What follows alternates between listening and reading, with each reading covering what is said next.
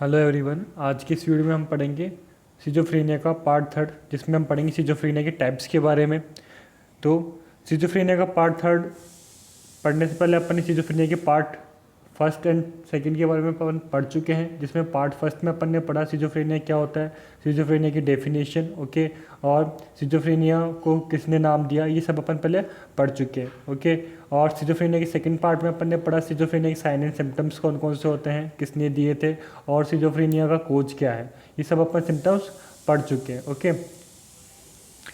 Next अपन पढ़ेंगे आज schizophrenia के टाइप्स के बारे में। तो सिजोफ्रेनिया के टोटल 7 टाइप्स होते हैं, ओके, टोटल 7 टाइप्स है। और ये सारे के सारे टाइप्स सिजोफ्रेनिया के जो टाइप है वो बेस्ड है ICD-10 के अकॉर्डिंग, यानी कि इंटरनेशनल क्लासिफिकेशन ऑफ डिजीज के अकॉर्डिंग सिजोफ्रेनिया के टाइप्स को डिवाइड कर रखा है।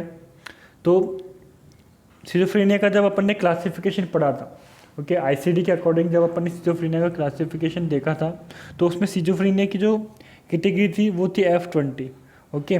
F20 कैटेगरी में सिजोफ्रेनिया को क्लासीफाई कर रखा था। और सिजोफ्रेनिया के टोटल 7 टाइप्स होते हैं, और इन्हीं 7 टाइप्स को सिजोफ्रेनिया की कैटेगरी में डिवाइड किया गया है। तो फर्स्ट है F20.1, ओके, F20.1 वो है पैरानोइड सिजोफ्रेनिया। सेकंड है F20.2 वो है hebephrenic schizophrenia. Third F20.3 catatonic schizophrenia. F20.4 undifferentiated schizophrenia. F20.5 post depressive schizophrenia. F20.6 residual और latent schizophrenia. And last F20.7 वो है सिंपल सिजोफ्रेनिया। तो इस तरीके से टोटल सिजोफ्रेनिया को 7 टाइप्स है, ओके।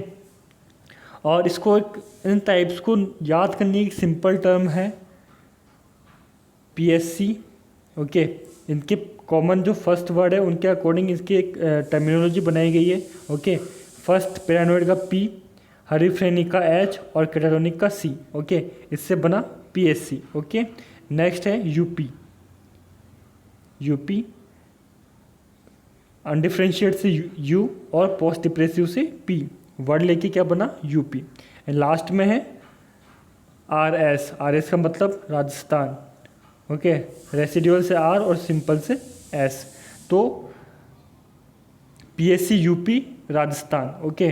तो अपन यहाँ पे याद कर सकते हैं कि जो UP की जो PSC कहाँ की, UP की, और आप रहने वाले कहाँ के हो, राजस्थान के। आप राजस्थान के रहने वाले हो और आपने UP PSC का एग्जाम दिया और आप वहाँ पे सेलेक्ट हो गए। तो इस हिसाब से अपन पैरानोइड सिजोफ्रेनिया की इन टाइप्स को याद रख सकते हैं। P से पैरानोइड, S से हर्बिफ्रेनिक, C से कैटाटोनिक, U से अनडिफरेंशिएट, एंड अगेन P से पोस्ट डिप्रेसिव, R से रेसिडुअल एंड S से simple schizophrenia, PSC UP Rajasthan, okay. तो ये हो गई इसकी एक सिंपल टर्मिनोलॉजी, जिसमें अपन इसको याद कर सकते हैं, ओके।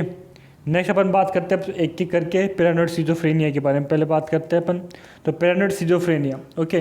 तो पैरानोइड सिजोफ्रेनिया को डीपली पढ़ने से पहले मैं बता दूं पैरानोइड का मतलब होता है, एक ये ग्रीक वर्ड है, ओके।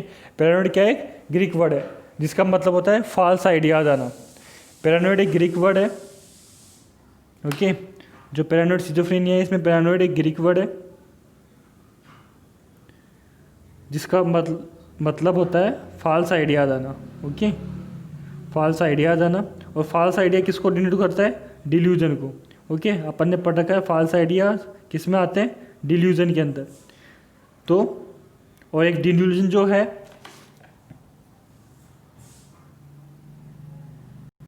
थॉट डिसऑर्डर होता है।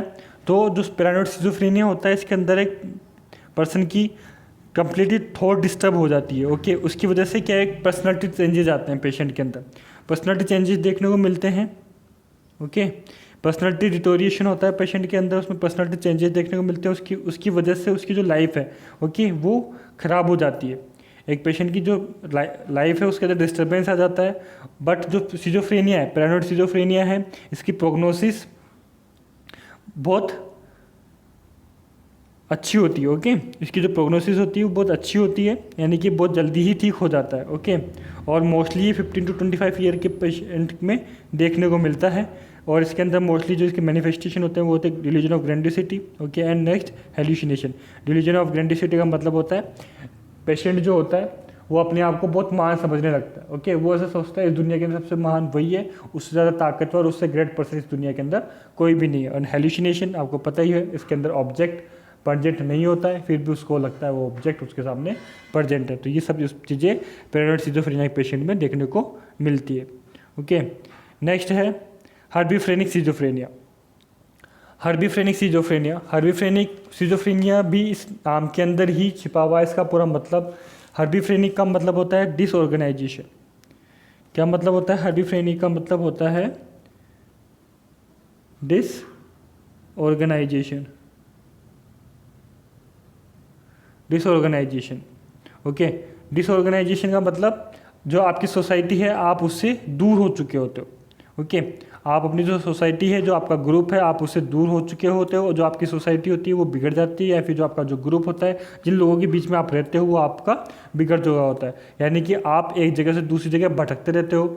आप कभी तो जो पेशेंट है, सिजोफ्रेनिया का जो पेशेंट है वो, या कभी तो रेलवे स्टेशन पे आपको देखने को मिलेगा, कभी आपको मार्केट में देखने को मिलेगा। ओके, कभी वो आपको कहीं और घूमते हुए मिलेगा, कभी आप किसी गांव में गए तो आपको उस गांव में भी देखने को मिल सकता है। तो यानी कि वो पूरी तरीके से घूमता फिरता रहता है, यानी कि एक वो घुमक्कड़ जो प्रजाति के लोग होते हैं उस तरीके उसमें सिम्टम्स देखने को मिलते हैं। यानी कि वो वांडरिंग पर्सन होता है, अपन इसे बोलते हैं वांडरिंग पर्सन। ओके, वो अच्छे से खाना नहीं खाते हैं। ओके, आप उन्हें कुछ खाने को दोगे तो आप वो उन्हें अपने दोनों हाथों में लेके दांतों से ऊपर नीचे बेकार तरीके से चबा चबा के खाएंगे। ओके, और उनका जो पहनने का तरीका होगा वो पूरी तरीके से बदल चुका होता है। यानी कि जो कपड़े उसे नीचे पहनने होते हैं उसे आप ऊपर पहनेगा, और जो ऊपर कपड़े पहनने होते हैं उसे नीचे वो पहनेगा। ओके, पूरी तरीके से अनहाइजीनिक रहते हैं, साफ़ सुथरे नहीं रहते हैं, बहुत गंदी तरीके से रहते हैं। उनके रहने का और सोने का, बैठने का कोई जगह नहीं होती है। ओके, तो ये सारी कंडीशन क्या देखने को मिलती है?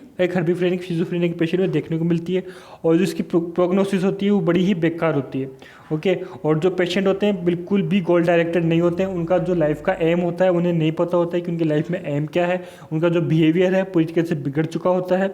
ओके, और उनके जो मैनिफेस्टेशन है वो मैंने आपको बता दिए, सेल्फ केयर डिफिशिएंट होते हैं, यानी कि अपने आप की केयर नहीं करते हैं।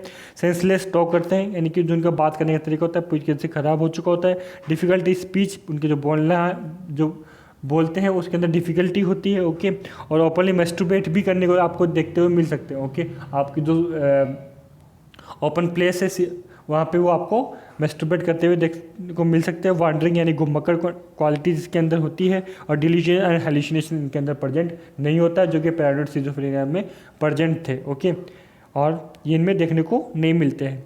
नेक्स्ट थर्ड पार्ट है कैटाटोनिक सिजोफ्रेनिया। कैटाटोनिक सिजोफ्रेनिया भी इस कैटाटोनिक वर्ड में ही छिपा है। इसका मतलब, कैटाटोनिक का मतलब ये दो वर्ड से मिलकर बना हुआ है। कैटा का मतलब होता है डिस्टर्ब होना, और टोनिक का मतलब मसल टोन। यानी कि जो मसल टोन है, किसी पेशेंट की जो मसल टोन है अगर वो डिस्टर्ब हो जाती है तो उसे अपन बोलते हैं कैटाटोनिक सिजोफ्रेनिया। और इसका जो इफेक्ट पड़ता है वो पूरा नर्व सिस्टम पे पड़ता है। ओके, इस वजह से जो कैटाटोनिक सिजोफ्रेनिया है वो एक साइकेट्रिक डिसऑर्डर होता है। ओके, तो जो कैटाटोनिक सिजोफ्रेनिया है इसके अंदर मसल डिस्टर्ब होती है, यानी कि या तो मसल पेशेंट के कंट्रोल में नहीं होती है, या फिर उसकी जो मसल्स की जो एक्टिविटी जो लेवल होता है वो बिल्कुल भी नहीं होता है। यानी कि इसके दो, इस बेसिस पे इसके दो टाइप्स डिवाइड किए गए हैं, स्टूपर कैटाटोनिक सिजोफ्रेनिया और एक्साइटेड कैटाटोनिक सिजोफ्रेनिया। स्टूपर का मतलब होता है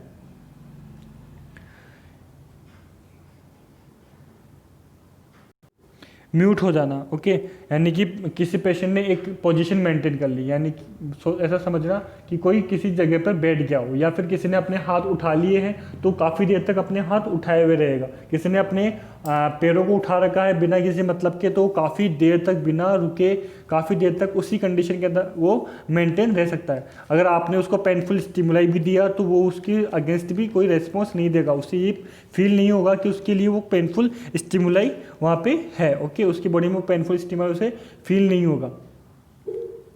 और नेक्स्ट है एक्साइटेड कैटाटोनिक सिजोफ्रेनिया। इसमें साइकोमोटर एक्साइटमेंट होता है, यानी कि उसकी जो मसल्स है उसके ऊपर कंट्रोल नहीं होता है। अगर आप पेशेंट को कोई मेडिसिन देने जा रहे हो, ओके, आप पेशेंट को मेडिसिन देने जा रहे हो, तो जैसे आप उसके सामने मेडिसिन देने जाओगे तो अचानक से एक्साइटेड होकर वो सारी मेडिसिन फैला देगा। ओके, आपके ऊपर वो अग्रेशन करेगा, आपको वो धक्का देगा, बहुत सारी चीज़ों को उठा उठा के पटकेगा।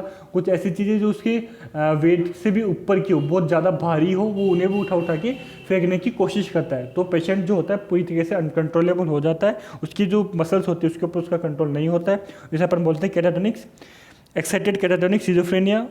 और अपन ने पहले पढ़ा स्टूपर कैटाटोनिक सिजोफ्रेनिया, जिसमें पेशेंट एक ही कंडीशन में म्यूट बना हुआ रहता है। ओके, नेक्स्ट है अनडिफ्रेंशिएट सिजोफ्रेनिया। अनडिफ्रेंशिएट नाम से पता लग रहा होगा आपको, अनडिफ्रेंशिएट यानी कि किसी भी तरीके की कोई क्वालिटी नहीं होना। तो इसके अंदर सिजोफ्रेनिया के जितने भी फीचर होते हैं सिजोफ्रेनिया के वो सारे इसमें देखने को मिलते हैं। यानी कि इसमें डिल्यूजन भी आपने को देखने को मिल सकता है, इसमें हेलुसिनेशन भी देखने को मिल सकता है, इसमें कैटाटोनिक कंडीशन भी देखने को मिल सकती है पेशेंट की।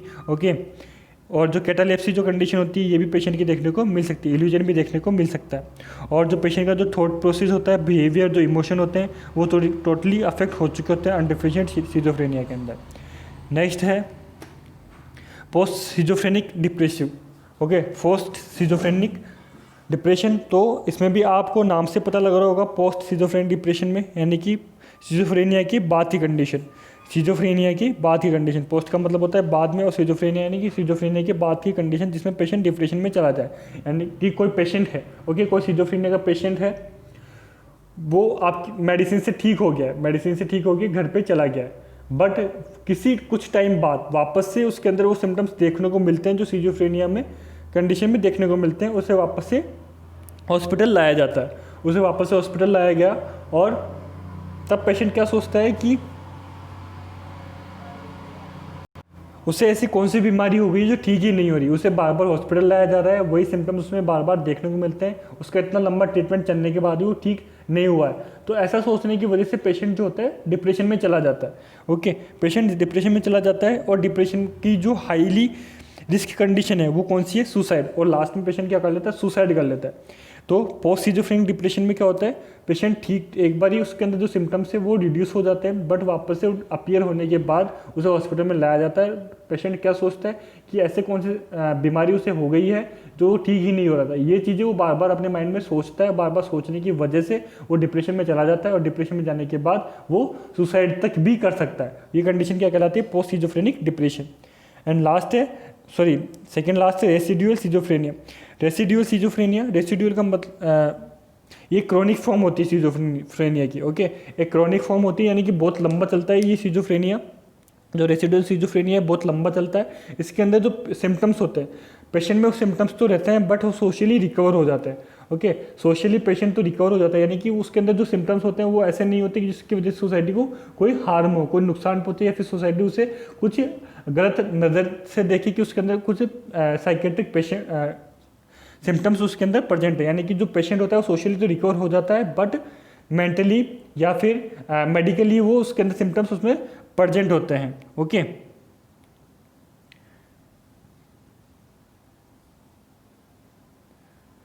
नेक्स्ट है अपने simple schizophrenia. Okay, simple schizophrenia ये धीरे धीरे डेवलप होता है, ग्रेजुअली डेवलप होता है। इसका जो प्रोग्नोसिस है वो ऑनसेट होता है। ओके, वो अचानक से नहीं बढ़ता है, ये बहुत धीरे धीरे बढ़ता है सिंपल सिजोफ्रेनिया। और इसके अंदर मोस्टली नेगेटिव सिम्टम्स देखने को मिलते हैं। ओके, डिल्यूजन एंड हेलुसिनेशन इसके अंदर देखने को नहीं मिलते हैं। नेगेटिव सिम्टम्स इसमें मोस्टली देखने को मिलते हैं, जैसे कि एपैथी हुआ, सोशल विड्रॉल हुआ, अनहेडोनिया। ओके, ये सारे सिम्टम्स इसमें देखने को मिलते हैं, और पॉजिटिव सिम्टम्स इसमें एब्सेंट होते हैं, यानी कि डिल्यूजन एंड हेलुसिनेशन इसमें एब्सेंट होते हैं। तो इस तरीके से अपने इसके टाइप्स भी कंप्लीट होते हैं। तो अपन ने सिजोफ्रेनिया का इंट्रोडक्शन, सिजोफ्रेनिया की डेफिनेशन, सिजोफ्रेनिया के कोज, सिजोफ्रेनिया के साइन एंड सिम्टम्स और सिजोफ्रेनिया के टाइप्स अपने कंप्लीट हो चुके हैं। ओके, नेक्स्ट अपन पढ़ेंगे सिजोफ्रेनिया का जो मैनेजमेंट और इसका जो ट्रीटमेंट है वो नेक्स्ट वीडियो में अपन पढ़ेंगे। ओके, अगर आपको वीडियो अच्छा लगे तो वीडियो को लाइक जरूर करें और शेयर जरूर करें। Okay, thank you for watching the video.